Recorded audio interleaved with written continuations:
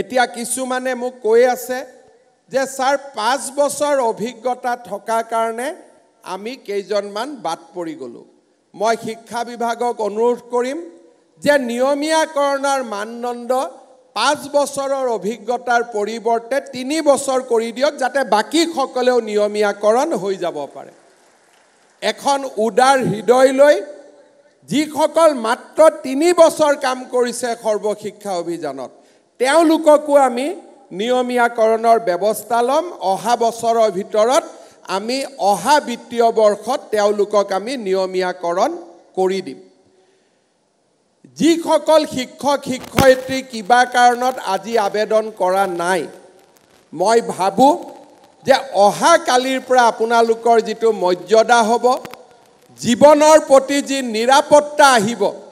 এই সকলোবোৰ দিশ বিবেচনা কৰি তেওঁলোকে যদি পুনৰ আবেদন কৰিব খোজে তেওঁলোককো আমি আবেদনৰ পথ মুকলি কৰি ৰাখিম যাতে তেওঁলোকে দ্বিতীয়বাৰৰ বাবে আকৌ এবাৰ নিজৰ জীৱনক লৈ চিন্তা কৰিব পাৰে আপোনালোকে জানে এই পৰ্যায়লৈ অহা পথ যথেষ্ট কণ্টকময় আছিল মই আপোনালোকৰ লগত শিক্ষা মন্ত্ৰীয়ে কেইবাবাৰো আলোচনা কৰাৰ পিছত ময়ো আপোনালোকৰ লগত আলোচনা কৰিছিলোঁ তাৰ পিছত এছাম শিক্ষকে আদালতলৈ গ'ল চৰকাৰে যিমান পাৰে আমিও আপোনালোকৰ হৈ মাত মাতি কেইদিনমান আগতে ডিভিজন বেঞ্চৰ পৰা আমি জাজমেণ্ট আনিছিলোঁ যে আমি নিয়মীয়াকৰণ কৰিব পাৰিম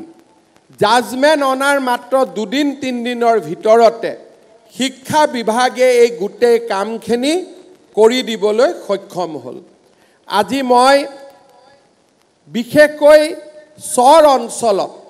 12 বছৰ 10 বছৰ ধৰি কাম কৰি যিসকল শিক্ষক শিক্ষয়িত্ৰী আছে তেওঁলোকক মই আশ্বাস দিছোঁ যে 1/3 কৰি 3 বছৰৰ ভিতৰত মই তেওঁলোকক ভাল জাগালৈকে লৈ আহিম সেই প্ৰতিশ্ৰুতিও মই আজি আপোনালোকক দিছোঁ অহা বছৰ এপ্ৰিল মেত আমি ধুবুৰী সাউথ সালমাৰাত কাম কৰা 1/3 শিক্ষকক আমি আন জিলালৈ লৈ আহিম তাৰ পিছৰ বছৰ 1/3 শিক্ষকক আমি লৈ আহিম তাৰ পিছৰ বছৰ 1/3 শিক্ষকক আমি লৈ আহিম যাতে ধুবুৰী সাউথ সালমাৰাৰ দৰে বিপদজনক স্থানত কাম কৰি থকা শিক্ষকসকলেও এটা জীৱনত লৰা ছোৱালীক পঢ়ুৱাই ডাঙৰ কৰাৰ বাবে তেওঁলোকেও যাতে এটা সুবিধা পাব পাৰে কিমান আছে ধুবুৰী আৰু সাউথ সালমাৰাত কাম কৰি থকা শিক্ষক হাত ডাঙৰ ঠিক আছে যিমানখিনি আছে স্থায়ীভাৱে যিসকলক আজি আমি নিয়মীয়াকৰণ কৰিলোঁ তেওঁলোকক আমি 3 বছৰৰ ভিতৰত উপযুক্ত স্থানলৈ আমি লৈ আহিম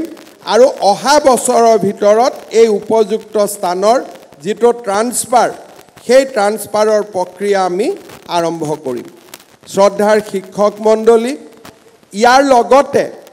আজি আমি এইটো কথাও ক'ব খুজিছোঁ যে ৰাজ্য চৰকাৰে এই বছৰ প্ৰায় 6000 স্কুলত আমি হেডমাষ্টাৰৰ পদ আমি নতুনকৈ অনুমোদন কৰাৰ বাবে আমি সিদ্ধান্ত গ্ৰহণ কৰিছোঁ এতিয়া আজি স্থায়ী হোৱা শিক্ষকসকলেও সেই প্ৰধান শিক্ষক হোৱাৰ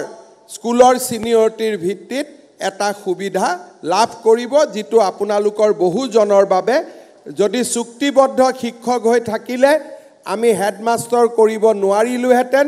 এতিয়া যেহেতু আপোনালোক স্থায়ীভাৱে নিযুক্তি হ'ল সেই 6000 পদটো হেডমাষ্টাৰলৈকে যাবৰ বাবেও আপোনালোকৰ সুবিধা মুকলি হৈ ৰৈ যাব